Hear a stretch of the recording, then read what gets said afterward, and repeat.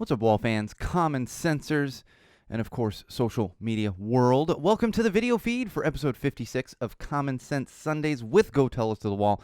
I am, of course, your absolute favorite podcast host, the one and only Sean O'Rourke. My voice is not completely here. I know this has happened before. I have a very good, fun reason for it, which I'll get into as we kick off the episode. But because of that, let's waste no time and just get straight into episode 56 on this fine first weekend in September. 1, 2, 3, go tell it to the wall. Tell it to the wall.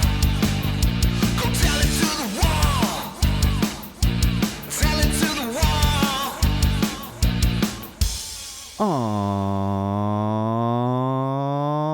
All right, wall fans, common sensors, podcast consumers, welcome to episode 56 of Common Sense Sundays with Go Tell It to the Wall, hosted by me, your absolute favorite podcast host, the one and only Sean O'Rourke. We have a very exciting episode for you this particular Labor Day weekend in the year of our Lord 2021. Should we call it the year of our Lord 2021? Hasn't been that great. Hasn't been terrible. Hasn't been that great. But before we get into all of those things, we always kick things off with our social plugs. You can keep up with the podcast during episodes, for episodes, after episodes, whenever you so please, and you can do that in multiple locations. One of those would be facebook.com/GoTellItToTheWall. That's right, facebook.com/GoTellItToTheWall. And of course, head on over to YouTube, subscribe to our official YouTube channel, which would be youtube.com/GoTellItToTheWall. Very easy. You just need to remember the name of the podcast, and it's Go Tell It to the Wall. I know we're doing Common Sense Sundays, but all of it is with Go Tell It to the Wall, under that umbrella, if you will. And of course, my own personal Instagram account, which is at SoCalSean, SoCalSean. Follow that one. Not all Go Tell It to the Wall content on there, but lots of great stuff. And had some pictures from this past weekend up there that you may or may not be interested in, but check it out. Follow me. I usually tend to follow back unless you're some kind of spamming account, which you're probably not listening to this podcast if you are. Those are just random requests that I get. So those would be all the ways to follow us. But more importantly, and all-encompassing of those things would be our official website, which is SeanO'RourkeLive.com. That's right, SeanO'RourkeLive.com. You're actually going to find stuff you won't find anywhere else. There's photos up there you can't find anywhere else, videos, blog posts, all kinds of great things. And of course, you can find links to those things I just mentioned, as well as our Patreon campaign. Help us out financially if you have the means to do so and you see fit to do it, or help out some other great artists and broadcasters out there. And if you don't want to become a patron, you can support us by picking up some merch. That's right, some official Go Tell It to the Wall merch. You'll find a link to our merch website right there on SeanO'RourkeLive.com. All right, and just for those of you that aren't seeing the video, and I mentioned it last episode, my hair, it is purple now. It's officially purple. I will say, you may remember a few months ago, it was purple, but it didn't come out quite as well as I would have hoped, and part of that was from not bleaching my hair. My shirt is wrinkled here. I'm getting distracted. We're getting tangented already, but it didn't come out as well as I would have liked it to. Bleaching it certainly made the difference if you're thinking about coloring your hair using some of the Manic Panic or any of those other things. Unless you have really light hair to begin with, then I think you'll be okay. But definitely bleach it out, strip it out, as they say. There was a drastic difference when I actually put the purple in, and made it much, much more purple, as anyone watching the video can see. But those of you that aren't seeing the video, just envision very purple hair on the top of my head, because it is quite purple. And actually, there's some pictures of it on Instagram, so follow that, my own personal Instagram account there. And, of course, as I mentioned to people that are watching the video feed, my voice is not 100% right now, nor is my hearing. So if I'm a little louder than usual, that would be because I'm not completely accurately monitoring myself through my headphones, simply because my hearing is not all there. I made the mistake of, and it's so funny, I always do this. I tend to bring my earplugs. I don't always remember to put them in when I go to shows. But when I go to outdoor shows, I don't always put them in. In fact, my wife joined me, which is rare. She only likes to go to the big festivals and stuff. Joined me over this weekend for Hella Mega Tour, which I'll talk about during entertainment news here. And she's like, oh, I forgot earplugs. And I even said to her, I was like, it's outside. It's not near as bad. But when you're in the pit for that particular tour, oh boy, it was hitting much louder than I had anticipated, despite the fact that it was outside. So I'm going to do my best right now. And then, of course, my voice is not all there because I was screaming and singing and all those things through a mask, which, well worth it. Much safer to be wearing a mask, but and my voice wouldn't have been perfect either way. But singing along with a lot of songs, which I'll get into some details in kind of my own review of Hell Omega once we get to entertainment news. So bear with me. I might sound a little bit different. I might sound a little bit louder. That would be due to destroying my eardrums as well as my vocal cords over this past weekend, Friday to be exact. All right. We got a lot to get through. So let's get into some digital trends here. I got some good ones this week. I will say this, I didn't know much about this particular gym. I see them pop up a lot, and I've once or twice seen a couple of, memes, I guess, or funny stories about it. But there's a gym called Planet Fitness. It's a chain of gyms. If I'm not mistaken, I believe it is fairly inexpensive compared to some gyms. And trust me, gyms can get expensive. I have been a bit of a gym rat in my life, and throwing money away to a gym, using it. I wasn't one of those people that just had this gym membership, not using it. But yeah, it can get quite expensive. So I believe Planet Fitness is on the more inexpensive side of that. But that is trending on the social platforms right now, mainly for ridiculous workouts. So that people are finding other people at the gym. Now, and I have talked about this on the podcast. You shouldn't have your phone out at the gym. You shouldn't be taking videos or pictures. So I in no way am I endorsing that. However, I will admit, it's been kind of funny seeing some of these ridiculous workouts, people that don't know how to use workout machines, various things along those lines. And of course, that's why it's trending. And I came to this realization as I was looking through some of these posts that apparently it is a bit of the Walmart of gyms. I don't love Walmart. I'm not going to sit here and insult Walmart, but we all know that the whole trend, people of Walmart. So it seems to me that Planet Fitness is a bit of the Walmart of gyms. But I will also say, as like I said, I've been a gym rat. I have been a member of higher-end gyms, as well as, kind of middle-grade gyms. I've had an LA Fitness membership. I've had a 360 Club membership, if you're not familiar with that. That's actually where Tybo started. That was Billy Blaine, I believe is his name. No insult toward him. It's great fitness craze, I guess. I never did it, but that's where he started, as well as Hyperion Gym, which was actually on the Disney lot. And no matter which kind of gym, I have seen strange things at gyms. You're going to see them anywhere, but I will say it is good for a laugh on Twitter right now because it's trending and you can see some of these funny things. Don't go to gyms and take video and pictures of people. That's just plain rude, especially in locker rooms. We had a controversy years ago with a woman taking photos in a locker room, and I railed, rightfully so, against that. And one tip I will give you, I don't know if this is the case with women's locker rooms, but in men's locker rooms at any gym, I don't care how high-end of a gym it is, do not use the hair dryers. Some of you probably know what I'm talking about, and I'm not going to get into details of why you should not use the hair dryer in a men's locker room at gyms. Just don't do it. Guys are kind of weird sometimes, and they're using those things not on the hair on their head all the time. So just keep that in mind. Don't touch that hair dryer. I use a hair dryer at home. I refuse to use one in a gym locker room. It's just not, no. I don't care how. I don't care if it's a country club, any of that stuff. Don't do it. Just trust me on this.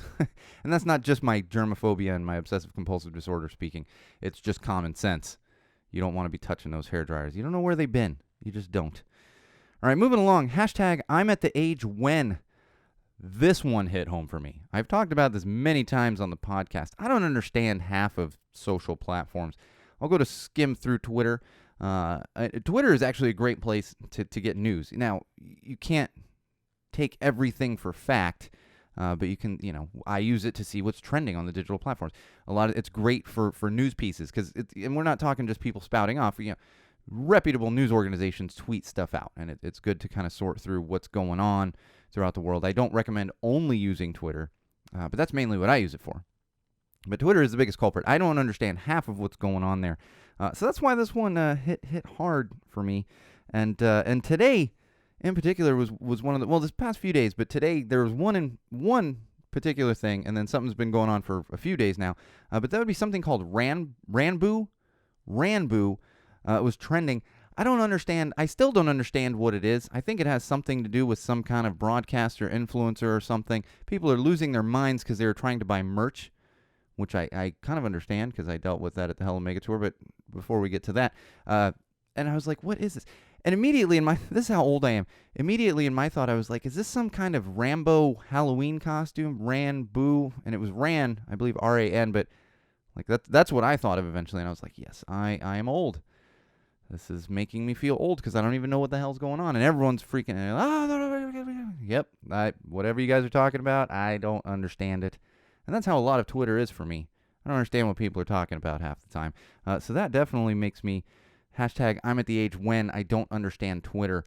And the other thing that's been happening in the past couple days is apparently Drake. We all know who Drake is. I couldn't identify a single song of his. I believe he had an album just come out. Is feuding with Kanye. I know who Kanye is. I could identify some of his earlier songs. We all know some of them. Couldn't tell you anything about his newer songs in that new album. Yeah, I talked about it last week. I have no interest in supporting Kanye, no interest in listening to Kanye. If you want to, it's fine. If you want to listen to Drake, that's fine. But apparently they have some kind of feud going on right now. And of course, that's all over the social platforms, making me, again, feel hashtag I'm at the age when I just don't care and don't understand what these people are feuding about, these musicians, artists, everything else. And it's like, that's the thing. I like Twitter for news. I don't contribute much to Twitter. We used to promote the official Go Tell It to the Wall Twitter account, which we still have. It just gets no use. It's actually at Tell the Wall Pod or something. I don't even remember what it is. And then my own is at Magic Muppet, which that's the one I use, but I don't contribute to Twitter. I don't have the patience for that. I don't want to argue with people on social platforms, and that's the majority of what's going on Twitter. It is entertaining to consume it at times, but I understand maybe 50% of what's going on Twitter there, and that definitely makes me feel my age, which is not that old, for the love of God. Not that old. But if you want to feel old, Twitter is the place that'll do it for you. All right, hashtag National Cheese Pizza Day. That's right, today, Sunday, September 5th, is hashtag, because you have to have the hashtag National Cheese Pizza Day. I will say this about cheese pizza. It's very underrated. Very underrated. Nothing wrong with just a little bit of cheese pizza.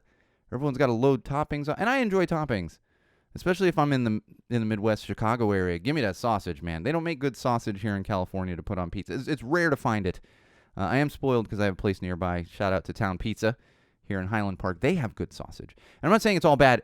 That's the thing, too, is whenever I say these things about, certain cuisines and everything, and if you like this, that's fine. It's just I grew up on really good pizza and sausage in Chicago because I, in some ways, grew up in Chicago, spending so much time there as a kid, despite really being a California boy.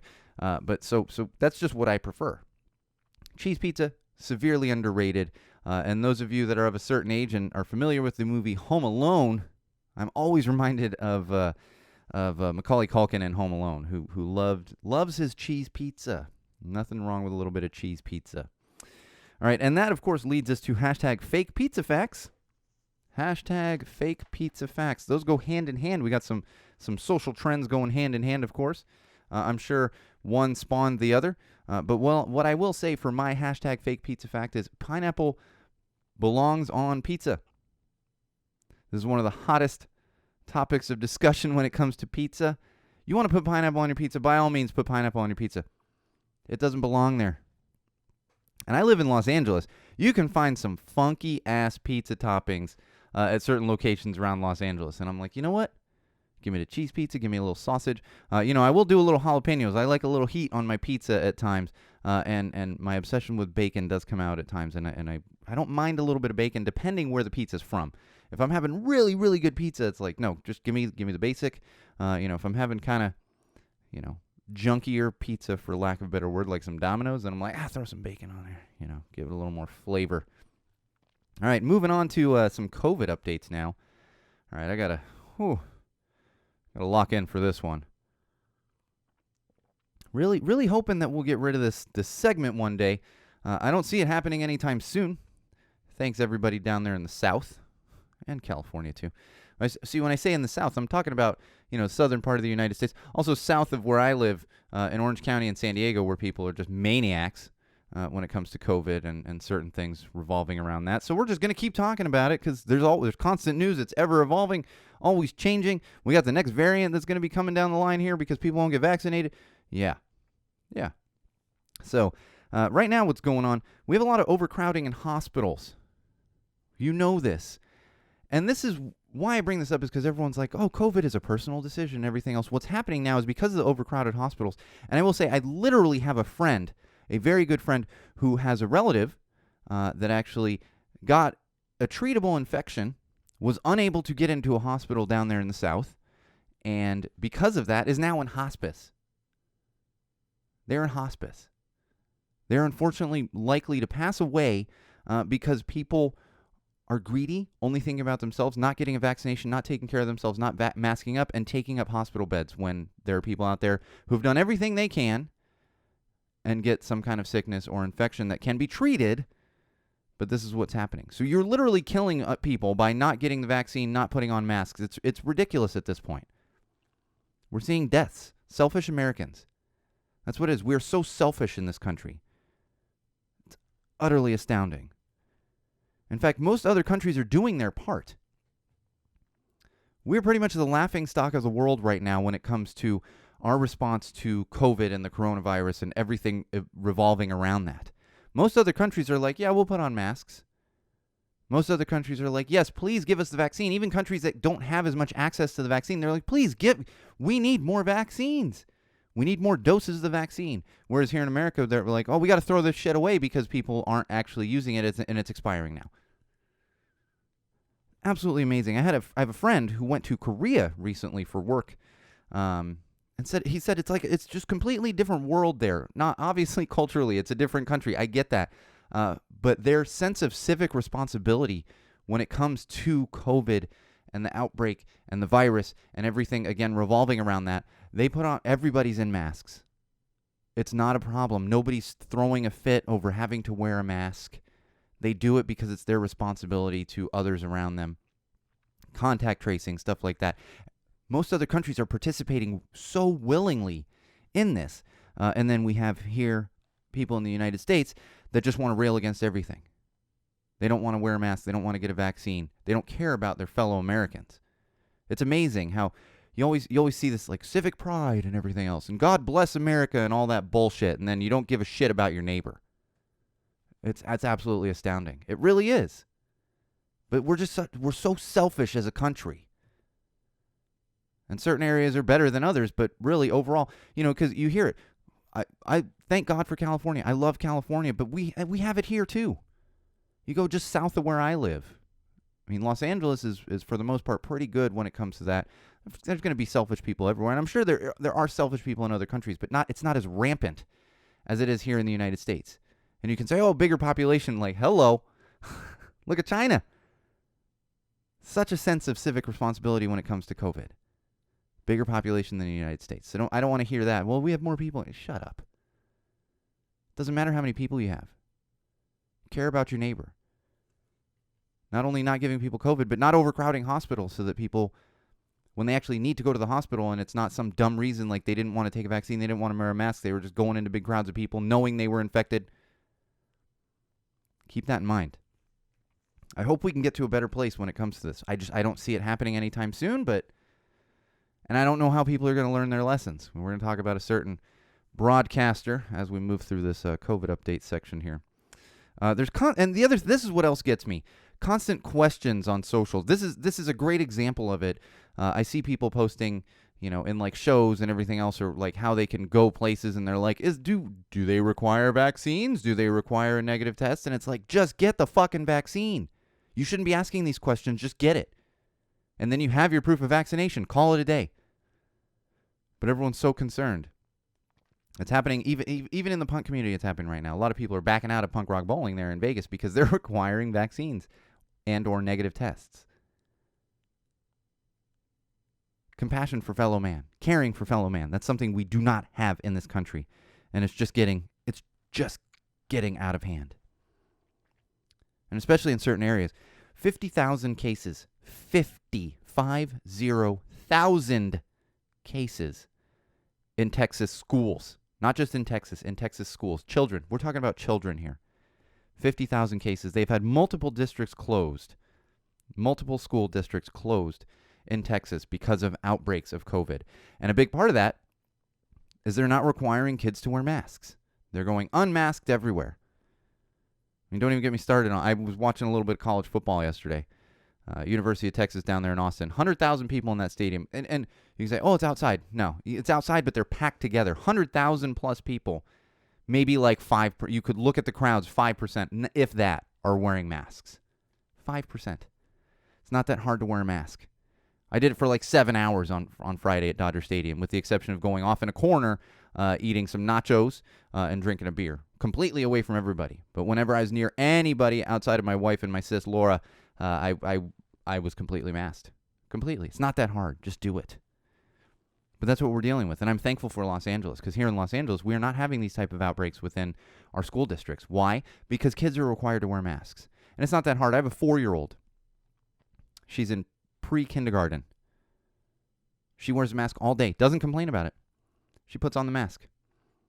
My friend's kid, who's in preschool, not even quite pre-kindergarten yet, he actually likes wearing a mask. He's always like, oh, where's my mask? Where's my mask? It's not that hard. It's not that hard. But here we are. Texas. Don't even get me started on Texas. I'm going to do my best not to rant about it, and I've made sure to make notes that I'm not going to go crazy on it. I'm just going to simply give my common sense opinion on a couple things, because those of you that know me and have listened to the podcast for a long time know where I stand on these issues. But I'm going to touch it just a little bit. Just a little bit. Because if I didn't hold myself back on it, I'd spend an entire episode railing against certain things that are happening down there in the state of Texas right now. And of course, one of those things happening a lot in Texas and elsewhere around the South, and maybe, I haven't heard much about it in California, but is this ivermectin horse dewormer. It's livestock dewormer. So when livestock has worms and parasitic infections, that's what they use on. Well, people are now using this to treat COVID. I don't know if it's being used preventatively as well, but being used to treat COVID, of course. And the FDA has come out and warned people that it can actually be lethal. It can kill you. If you don't know what lethal means, you can die from taking this ivermectin stuff that is meant for horses and livestock. You can die. Death, like you're dead. But of course, the same people that are taking this ivermectin don't want to get the vaccine because that's experimental, but they will take things that are actually used for livestock and not really on humans. And yes, I know I'm going to get emails and say, no, it's occasionally used in small doses in patients that have a parasite similar to worms. So it's not approved for use to treat COVID, and you can literally die from using it. So keep that in mind. And my favorite thing about this is we were hearing for months people who were against the vaccine and anti-vax and everything else, and they're saying, oh, it's not approved by the FDA. It's not approved by the FDA. It's, we're not going to take it till it's approved by the FDA. Now it's approved by the FDA, and then other excuses come up. And on top of that, we have the FDA saying, don't take ivermectin. So the same people that were giving that excuse for not taking the vaccine are now taking something that the FDA has said you should not take. It's all bullshit. It's a moving goal line when it comes to these things. They're just going to come up with another excuse. One excuse after another. Bottom line, get the fucking vaccine. That's all it is. Speaking of people not getting the vaccine, Joe Rogan, we learned over the past week that he tested positive for COVID. We don't know for sure if he's been vaccinated or not, but he has spoken out against the vaccine, convincing younger people that they do not need the vaccine, that they should avoid it and everything else. And well, he caught it, and of course, he threw a bunch of things at it, one of those being ivermectin. So he was taking ivermectin and all kinds of other stuff, that mononuclear whatever stuff, which, and I know that has actually been useful in treating COVID. So I'm not going to sit here and say bad things about it, but I will say you hopefully won't need to get to the point of using that if you just get the damn vaccine. And of course, he's spreading more bullshit about it. This guy has millions of fans listening to him. Millions. And on top of that, I'll remind everyone, Spotify, the company that gives no money to artists, musical artists, gave him $100 million to be exclusive on their platform and feed people bullshit such as don't get the vaccine and take horse dewormer to treat COVID if you do catch it. I don't think we have much overlap with Joe Rogan fans because there's not a lot of common sense going on with that Joe Rogan podcast, whatever he calls it. I think he just calls it the Joe Rogan podcast. Of course he does. I can't with that guy. I can't. What are we going to do? What do we do, Wall fans? We're never going to come out of this because we have idiots like Joe Rogan running around and all these other things. Selfish Americans. Not only do we let them run around, but companies give them $100 million to do it. Amazing. And everyone's entitled to their own opinion, but we have a certain amount of responsibility when you have such a large audience. I'm not saying he should promote the vaccine, but don't spew lies and inaccuracies when it comes to it. How many more people are going to take ivermectin now that they, it was in the news and everything else, but of course with his following, how many people are going to take it and end up either overdosing, having a lethal amount, or we are hearing about that, shitting themselves in the middle of a grocery store. I will say I was looking forward to him possibly recording a podcast, and I don't listen, I don't watch, but of course that clip would come out if he ends up with a little accident there while he's recording his podcast, I would enjoy that. I'll tell you that. All right, let's talk about a little mental health. Got a little heavy with mental health last week, a little personal, which happens at times. So I'm going to avoid getting really personal right now. But I will point out that September, this is the first show of September. September is Suicide Awareness Month. That's right, Suicide Awareness Month. As well as this week, starting today, September 5th through September 11th, which is next Saturday, or this coming Saturday, however you want to look at it, is Suicide Prevention Week. I know this is very difficult for a lot of people to discuss, especially people that have struggled with suicide, whether it's them personally, whether they have family or friends that have struggled with it, or unfortunately have lost people to suicide. It's a very tough subject to discuss, but I think it's incredibly important to discuss. It's incredibly important to discuss.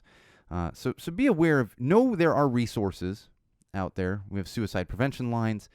There are doctors that specialize in helping with these things.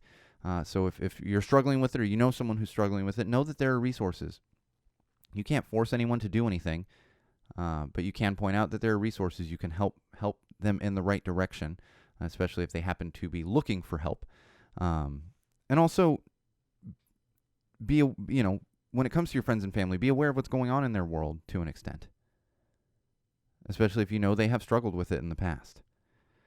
And I will point out, which I point this out every Mental Health Awareness Month, this is not a 1 month thing for many people out there.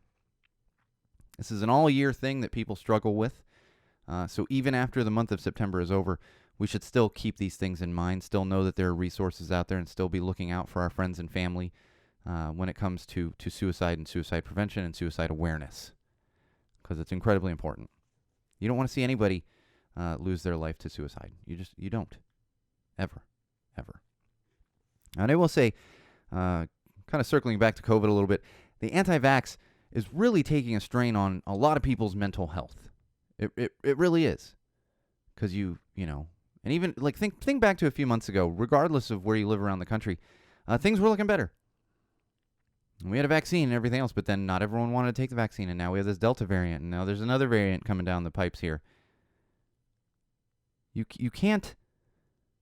Selfishness is affecting so many people mentally.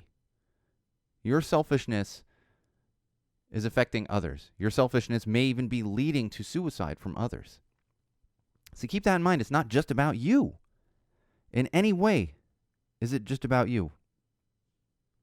And you can't be an advocate for mental health while ignoring science. It's just simple as that. You can't. You can't be causing issues, especially worldwide, but especially in this country, and then pretend to be an advocate for mental health. It doesn't work that way. It's so simple to just get a vaccine. It's so simple to just wear a mask. And you're taking a toll on so many people's mental health by simply not caring and only thinking about yourself. It's not that hard.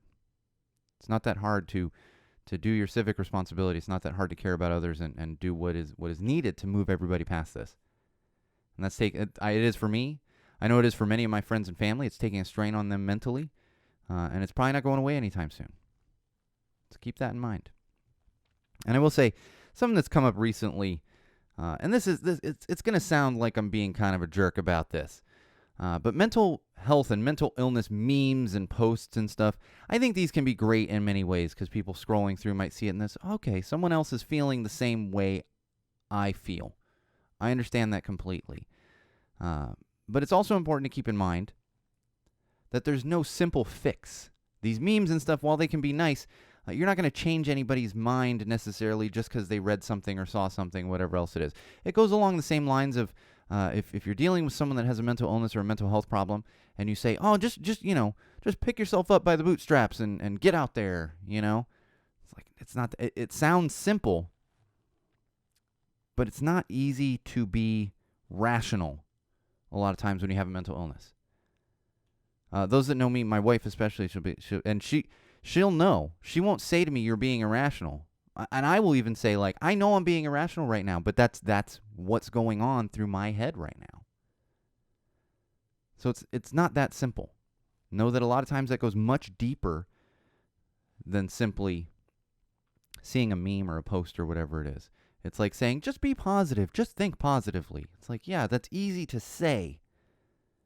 It's not as easy to do a lot of times, even for people without a mental illness, let alone those of us that struggle on a daily basis.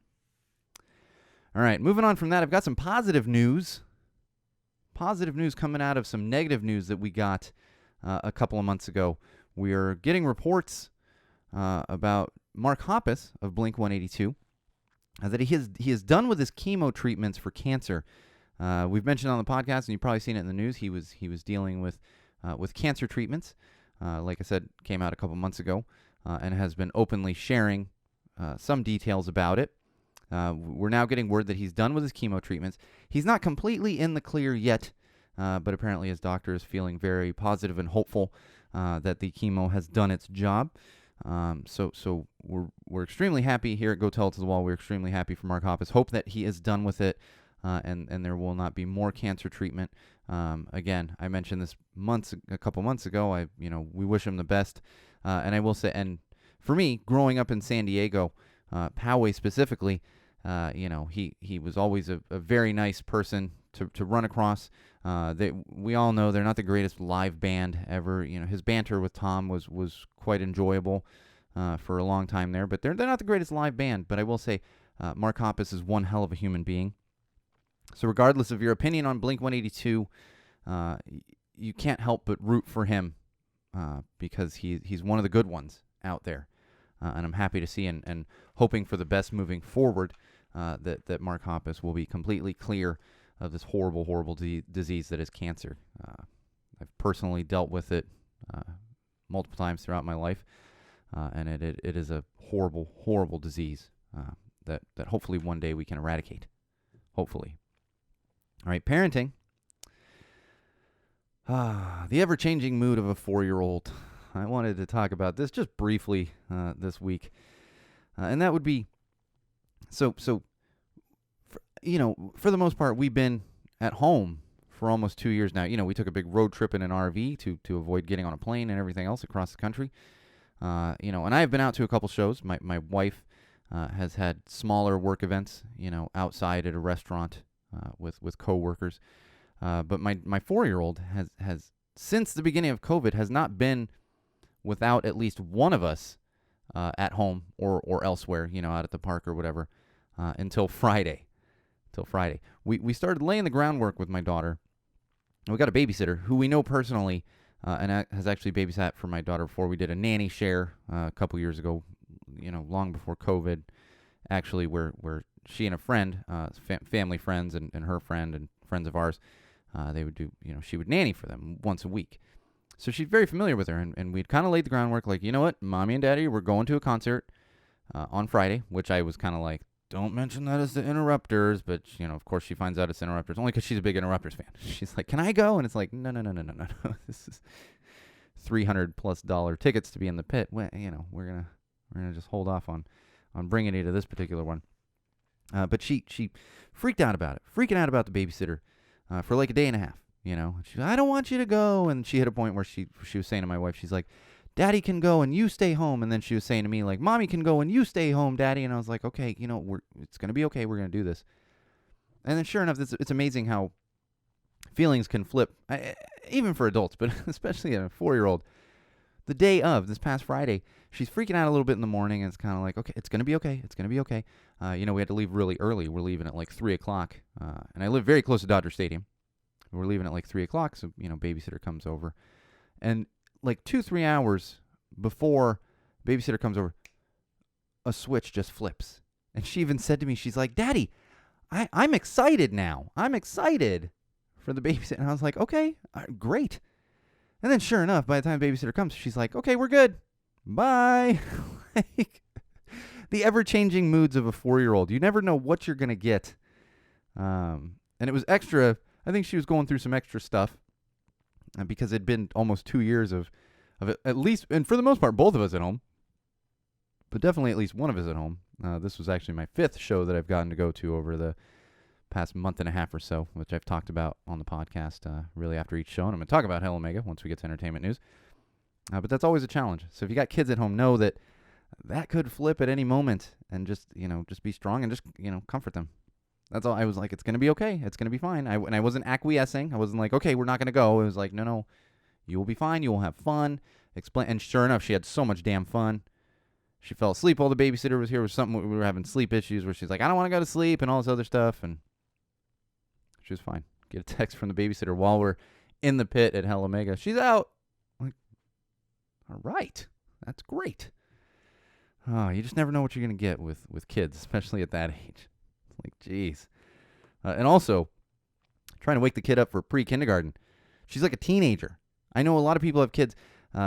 We have friends that have kids. The kids get up early.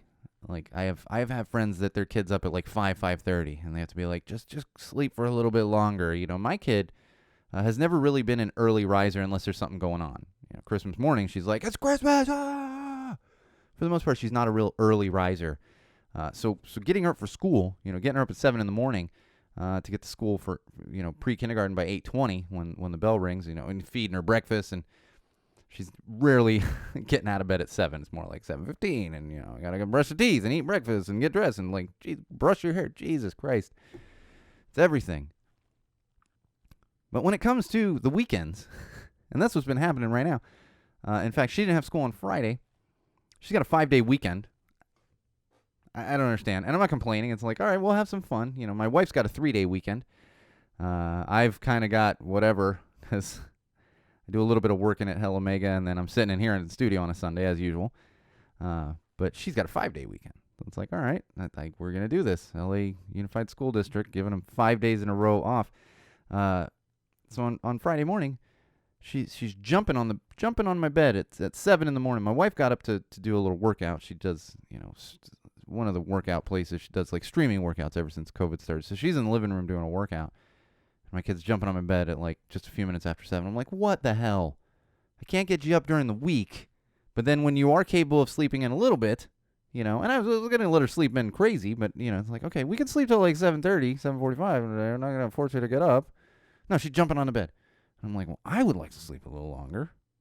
I am not a morning person. I can usually shift my sleep patterns to be a little bit of a morning person. I've never been a morning person. I'm sure my daughter gets it from me. So, of course, that's what she's doing. And I guarantee there's going to be a struggle on Wednesday when she goes back to school. Guarantee it. Same thing yesterday morning. My wife and I are wiped from Hell Omega. She's jumping on the bed at like 7:15. I'm just like, come on.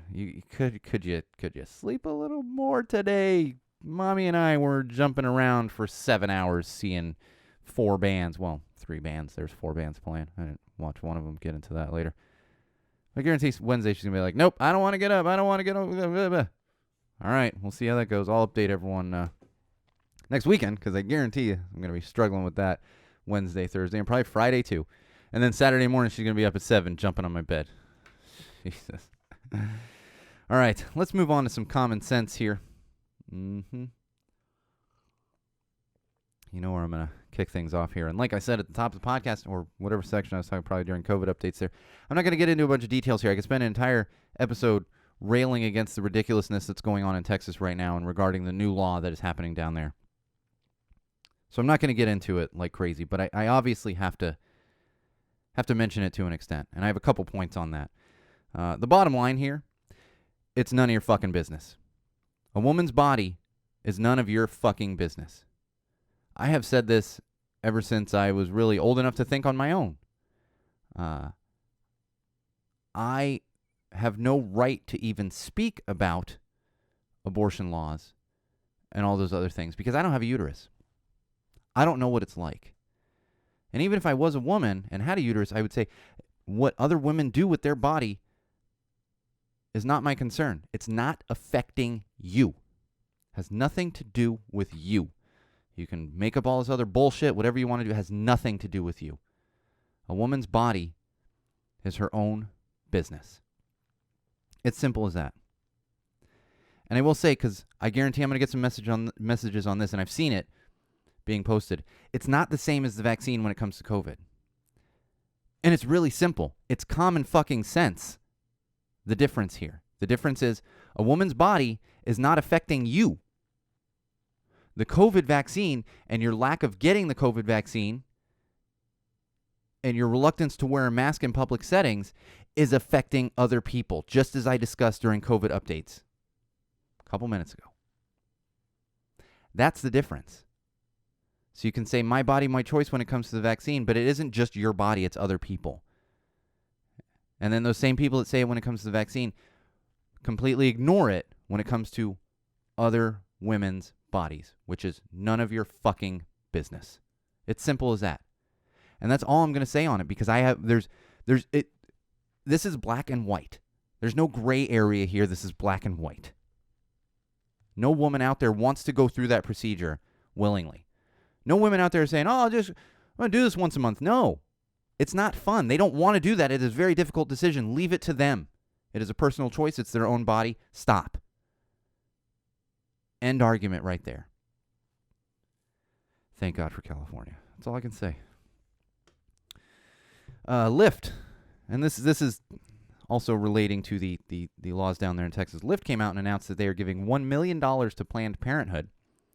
$1 million, and in addition to that, they are covering all legal fees because you've probably all seen details about this, and you can turn people in. And if you drive a woman to a clinic, you can actually go to jail, pay fines, all these other things.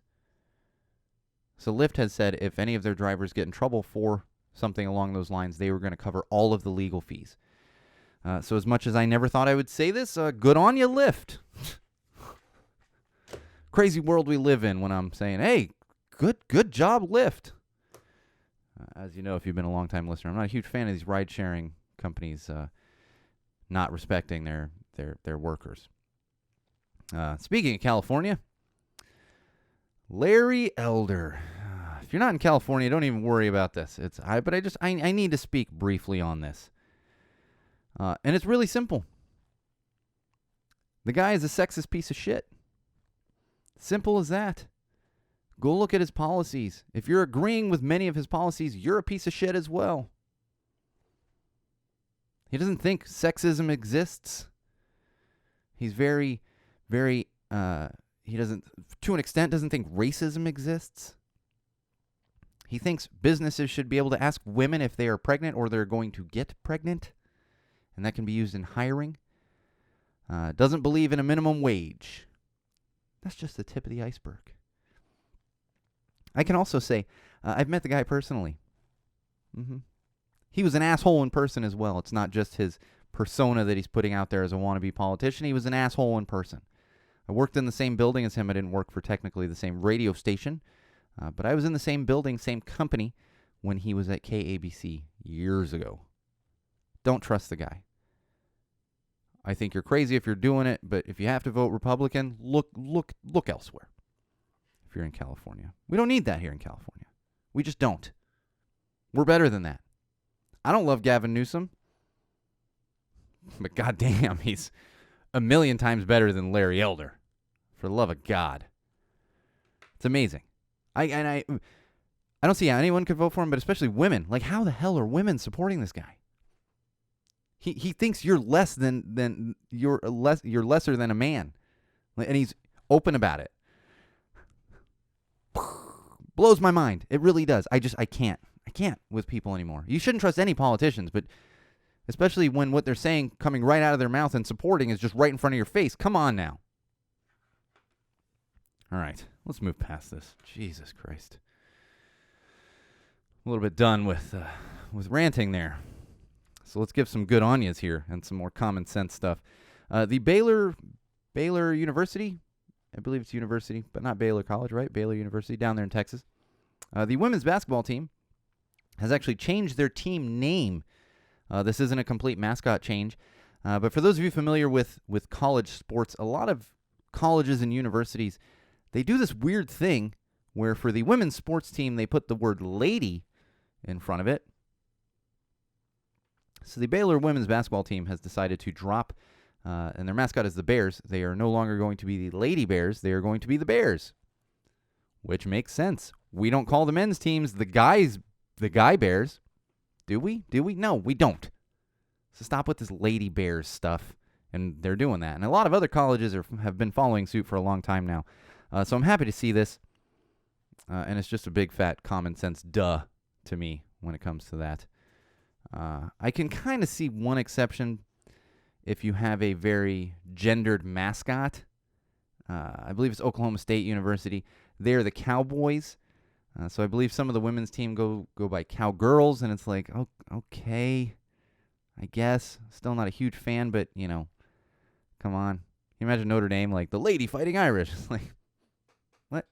No, women are Irish as well. We don't need to specify. They're all Irish. My daughter's Irish. My wife married Irish. So I'm glad to see that out of the Baylor women's basketball team. We got some news from Oracle Park or Oracle Field, whichever they go by, up there in San Francisco. That's where the San Francisco Giants play, the baseball team. That's where they play up there in San Francisco. The concession workers, who are union workers for the Giants baseball games up there, they have voted to strike over the conditions regarding COVID. And we found out recently that they have had at least 20 workers get COVID that has been spreading from the ballpark.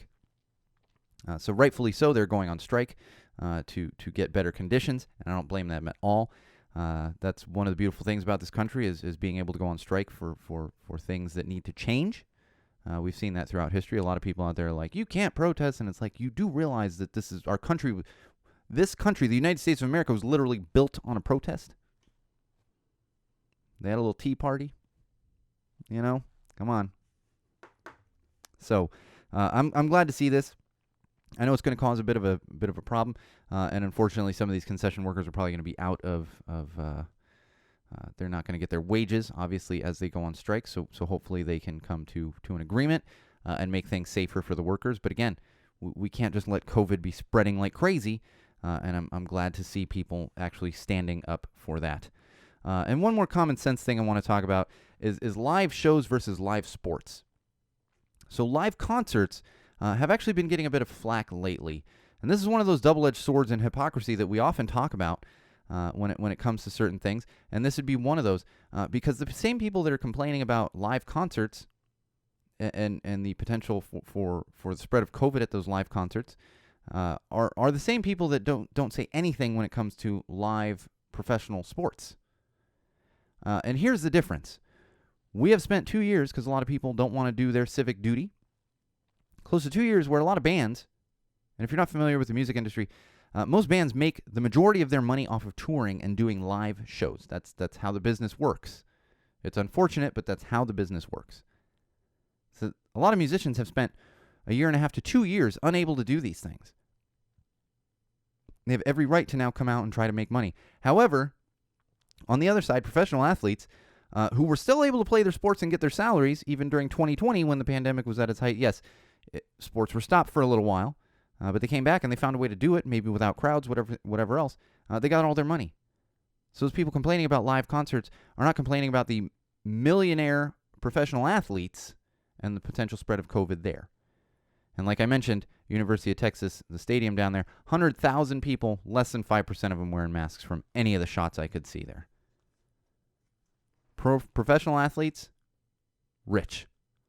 Most musicians, not. That's the difference. And that's the hypocrisy we see like crazy around this country.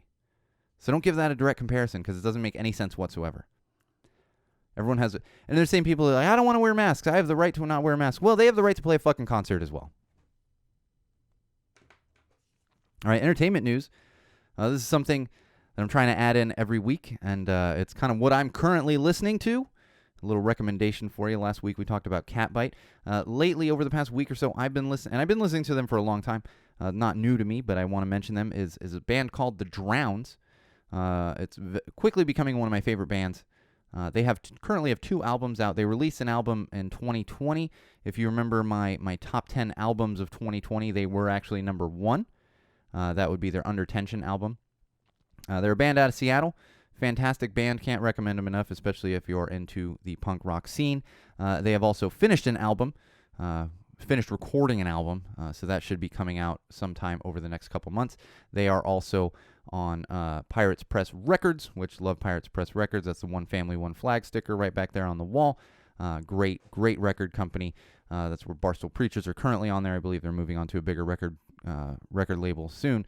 But big fan of Pirates Press Records as well as The Drowns. So check them out if you're looking for something new to listen to. All right, more entertainment news. Disney Genie Pass. I actually had this held over from last week. If you're not familiar with this one, Disney got rid of the Fast Pass access, which was a free thing you could do to get through lines quicker. Not only did they eliminate that, but they have implemented something called the Genie Pass, which is available at an additional cost. If you haven't been to Disneyland in the past 20 years or so, you might not be aware that it will cost you thousands of dollars to take a family of 4 to Disneyland. You're probably going to need to get a second mortgage on your house. They constantly raise prices. I honestly don't know how people afford to go to Disneyland. Now, I was spoiled for a very long time there. Being an employee of Disney, a management employee of Disney, had my Silver Pass. Just got myself in there for free, a little fat discount when buying food and merch at Disneyland. But it's vastly becoming more and more difficult for families, middle-class families, to take a vacation to Disneyland. Like, I joke, but it's almost serious. You got to take out a second mortgage on your house. You got to get a loan to be able to take your family to Disneyland, or save for like 5 years, and then you get one, a 2-day trip to Disneyland, and it's thousands of dollars just to take your family to a theme park. I'm old enough to remember, and I grew up in Southern California, old enough to remember when you used to be able to go to Disneyland on like a Saturday, and you paid like $20. You got into Disneyland. When I was a teenager, we did it all the time. I grew up in San Diego, but it was like an hour and a half to Disneyland. We'd plan, we'd get up early. You pack a bunch of friends in the car, and we all just go up there. It's like $20 each. Now, $100, $200, $300 to be able to go to the parks. And that's just to get in. Now they want to charge more for this Genie Pass. Quickly becoming more difficult to take a vacation there. But here's the other thing I will point out is, and there's been an uproar. A lot of people are very upset about this. There's been an uproar. And I always hear things, kind of insider things, because my wife is in the theme park industry. Not with Disney, but she's in the theme park industry, themed entertainment industry. And she pointed this out. And I really kind of already knew it. She says, it's not going to matter. People are still going to pay it. Disney's not, their bottom line's not going to suffer. They can continue to increase their ticket prices, the prices of everything else each year, and people are still going to pay. It won't matter in the end. All right, James Corden. That's that, like, I think he's the karaoke dude or something. I don't really know much about the guy. I know people enjoy him, but he was in the news recently, and I was happy to see that people were kind of like, what the hell, dude? He does this thing where apparently they stop traffic. He's out there with the cast of Cinderella, because we needed another live-action Cinderella that's an Amazon Prime original or something like that. I don't know. I have a feeling I'm going to end up watching the damn thing with my wife and daughter, but I'm not looking to go watch the damn thing. But they do this thing where they stop traffic. In the middle of traffic, they stop it and they start dancing in the middle of the street, stopping traffic. And if you haven't seen this clip, don't bother looking at it. I will tell you, James Corden is wearing a rat costume and goes up to one of the cars and starts hip thrusting at the car. Yes, like in a very sexually innuendoous way, which I have no problem with. That's fine. But here's the thing. Imagine you're just trying to go to work on like a Monday morning, and here's James Corden in a rat costume hip thrusting at your car when you're late for work. And I saw it and I was thinking like, man, if I was in that car, I'd be like, can I just get my fucking breakfast burrito? I just want some breakfast. We're holding up traffic in Los Angeles too. If you've never been to Los Angeles or never heard of this, just let me fill you in. Traffic in Los Angeles sucks. So imagine you're sitting in traffic, you know traffic sucks, you live in Los Angeles, and suddenly some giant rat is hip thrusting at you when you're just trying to go to work. I was happy to see that a lot of social media was like, what the hell is this? I mean, I could see in like a small town where you're like, okay, I'm just going to take this side street. I don't need to see this. No, in Los Angeles, you're stuck in the middle of hundreds of cars and suddenly some dude's hip thrusting at you, dancing in the middle of the street. Some people enjoy it. And I will admit, my wife was like, no, I would have loved if that was me. And I was like, yeah, unless you were late for something. And then, because my wife freaks out. She can be 5 minutes late for something. And she's like, what? I'm so late. It's like, it's Los Angeles. Nobody's on time for anything here. So we'd be like going to a party. And it's like, we can be like 5 minutes late. It's no big deal. It's okay. But she was like, no, I'd love it. And I was like, not me. Be honking on the horn like, shut up, rat. And it's not just James. It's like a whole cast of people out there dancing and singing and shit. It's like, I don't care. I just want to go to work. Just want to get my breakfast burrito. All right, a couple more fun things here. Hella Mega Tour. As I mentioned, I was at Dodger Stadium on Friday. God damn, was it a good time. And there's one thing I didn't really love about it, but it's just the nature of what's happening. I will say we got there. I was very worried about getting there on time. I sprung for the preferred parking. And, of course, I've been sitting on these tickets for 2 years. I've mentioned this a couple times on the podcast because I've had these tickets for almost 2 years. I bought them like September 19th, 2019. So it's like a couple weeks short of 2 years of sitting on these tickets. Bought 7 tickets. My wife, my sis Laura, and myself, some pit tickets. And then because I was in front of a computer, bought 4 tickets, additional tickets for some friends who were sitting up in the seats. A little less expensive on those tickets. Well worth the preferred parking. Well worth the pit tickets. I remember my wife was like, man, these tickets are expensive. I was like, trust me, it's going to be worth it. What? Do we really need preferred parking? Trust me, it's going to be worth it. And sure enough, this happens a lot in my house. It's like, oh, you were right. And like, yes, no. And I'm not saying I'm rarely right, but when it comes to certain things like that, it's like, trust me, it's worth the extra like $15 or whatever for the preferred parking. It's worth the $300 and some for the pit ticket. And because the other tickets I bought were like $60 tickets plus fees. And we're like, because after Weezer, so it was Interrupters. I love Interrupters. That's why I was worried about getting there on time. Well worth the preferred parking to make sure we're there on time, Interrupters, Weezer, who I was kind of excited to see, and I'll talk a little bit more about that. But after Weezer went on, it was this Fall Out Boy. And I know they have a big following, and I'm not saying I dislike Fall Out Boy, but I was like, we don't really need to see Fall Out Boy. My wife and my sis, all three of us were kind of like, this will be the time to go get food and a drink and everything else.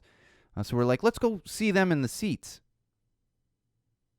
Trudging upstairs. Like, I remember being like, they're in section 14RS. This is like the reserve level. So we start going upstairs and we're looking like, oh, flights upon flights of stairs to get up to them. Well worth the pit tickets. Now, I will say, seemed very enjoyable. Everyone up there was having a good time, not just the friends of ours, but I was quite happy that we were right next to the stage, right in front of the stage, especially for Interrupters, because there wasn't a huge crowd, and it was great. We didn't have to be shoulder to shoulder with people and able to get really close and see Amy right there and the rest of the Interrupters. You can see these pictures on my Instagram, some of them as well. Probably more coming. I got to sort through some of mine, but my wife and others had posted photos that should be tagged with my Instagram or my Facebook, all those kinds of things. And I will say, truly epic experience. Just utterly awesome to turn around and look, because we're at the stage, so all the seats, it's a stadium, it's a baseball stadium. So you look up, and at one point I turned around, I was like, holy shit, and you just see this thousands upon thousands of people. It's probably like, that stadium holds 55,000 people. So I'm going to guess there's like 40,000 people at this concert. Fortunately, not everyone masked, but a large amount of people masked. I'm masked the whole time, like I mentioned earlier in the episode, with the exception of being way off to the side and eating some nachos and way off to the side and drinking a beer. I was masked the whole time. No messing around when it comes to that. It's truly epic, but I will say I did feel a little bit old. Fall Out Boy's fan base, I think, skews a little bit younger. But I also felt old in a good way because I was kind of like, and this is why I was a little not as excited to see Weezer as I was with Interrupters and Green Day. I've been a Green Day fan since Dookie. And I enjoy Weezer. I loved the Blue Album back in the 90s, and I've been an Interrupters fan for years. They're much newer, obviously. Big fan of theirs. But I will say, when Weezer came out, I was like, okay, because they have newer stuff that I haven't really listened to. But sure enough, they played a ton of songs off the Blue Album. And I'm sitting there, I'm like, man, I doubt they're going to play Surf Wax USA. And like halfway through the set, they had a big LED screen in the back, and I could see little animated surfers coming across, and I was like, I turned to my wife and sis, and I was like, oh, shit. And sure enough, and I was like, here it is, it's Surf Wax USA, and plenty of songs off of the Blue Album. And the same thing went for Green Day. Now, a lot of American Idiot, which I own all of the Green Day albums. I'm a big fan of theirs, have been for a long time. But a ton of Dookie songs, which Dookie is really the album that propelled them. It's their third album, but really propelled them into the stratosphere of punk rock and alternative. It's a lot of people my age. That is one of their gateway albums when it comes to ska and punk. I was into Rancid before Green Day, but that really kind of helped propel me along further and getting into a lot of other bands in the 90s. So I was really grateful to hear that, but I did feel a little bit old because I was like, oh man. And even Billy Joe pointed it out. He's like, who's been a fan since the 90s? And we're like, a bunch of us are like, yeah. And he's like, I like to call that the middle school fans. And I was like, yeah, started listening to Green Day in middle school. So that's just how it was. I was real happy to hear that. There was some lack of pit etiquette. I will say that. I think when you get these bigger shows and people that are just trying to go to a stadium and see these things, there was definitely some lack of pit etiquette. I had to hold the pit a little bit there, kept erupting right behind me. And my wife, who's not used to these pits and stuff, my sis is, we go to a lot of shows together, but I still, because I'm taller, I tend, and anyone shorter than me, I tend to kind of hold the line. So we had a little bit of that going on, but I will say there was also a lot of good pit etiquette. I was seeing people get picked up in the circle pit. I was seeing other people holding the line on the pit. So there was some of that, but you're lacking that compared to club shows where everybody in the punk scene is very much into the pit etiquette. Pick someone up, girls to the front, which is a saying. Hitting the rail, like all those are just sayings when it comes to those club shows. So I will say, I had a lot of fun, but I do prefer the smaller shows. I'm not going to find myself going to a lot of these stadium shows. Although really with the kind of bands I follow and such, there's not a lot of those. Maybe in an amphitheater, it's like the biggest. But these stadium stuff, it's I'm not out there seeing like Beyonce and Taylor Swift and Kanye or whatever else. I'm seeing these kind of smaller punk bands. Highly recommend it if you get the chance to. If you, as much as I'm like I prefer the smaller shows, highly recommend it because it is one of those kind of once in a lifetime experiences. The merch lines were out of hand. I was unable to get my shirt. I'm hoping I'll be able to order a Hella Make Tour shirt. But it was like a 2-hour wait in merch lines. I was like, really? And that's the thing when you have so many people. And there's merch stands like all around the stadium. There's even a couple outside. Still, like 2-hour wait just to get some merch. And it's like, I'm not going to. Even during Fall Out Boy, while I was eating off to the side, I kept watching the merch line. I was like, well, clearly this is going to die down. And there'll just be like 10 people. And I can go, no, couldn't even do it. All right, speaking of shows, coming up this coming weekend, this next weekend, however you want to look at it, is Punksylvania out there going on in Pennsylvania, brought to you by Riot Squad Media. We love Riot Squad Media and the Punksylvania crew out there. So if you have the opportunity, I believe there are still tickets available if you're in the area. I would love to be there, but unfortunately I'm not flying anywhere right now. I'm just not doing it for safety reasons. But if you're in the area, make sure you check out Punksylvania. I wish I could be there. I will be eagerly awaiting some photos and videos. I know Jimmy from Morning Buzz with Jimmy is going to be out there as well as Laura and the whole Riot Squad Media crew, Terry. and everyone out there, along with all the great bands that are playing. So I'll be looking forward to that. And if you have a chance to go check it out. As much as I would like to be at Camp Punksylvania next weekend, I will actually have the fortunate privilege of going to Brew Ska Ska. That's right, Brew Ska Ska. It's the Brew Ha Ha event that happens every year, and they renamed it Brew Ska Ska this year because it's all ska bands going on there. So I will be down there in Orange County at the Brew Ska Ska Festival. I believe tickets are still available if you're in the Southern California area and want to check that out, or if you're already going, keep an eye out for me. You'll be able to find me, purple hair, or I might be wearing a hat, but you'll be able to find me. I'll throw some Go Tell It to the Wall stickers your way, and if there's a good chance I'll be hanging out at the Punk Rock Saves Lives booth quite a bit. And even if you don't catch me there, make sure you check out the Punk Rock Saves Lives booth. And I am ridiculously excited to see Less Than Jake, one of my all-time top 3 favorite bands. And weirdly, because of scheduling conflicts, I've been at festivals where they were playing, but I was there a different day, like multiple times over the past couple years. I haven't seen them since 2003. I haven't seen them live since 2003. There's another band. I own every single album of theirs. Immediately buy new albums when they come out. Have paid for bought tickets for the couple of their live streams that have happened since COVID started. But I'm really most looking forward to seeing Less Than Jake, in addition to all the other fantastic bands that are going to be playing Brew Ska Ska. So if you're out there, look for me, find me, say what's up, give you a little fist bump, throw you some Go Tell It to the Wall stickers, all that good stuff.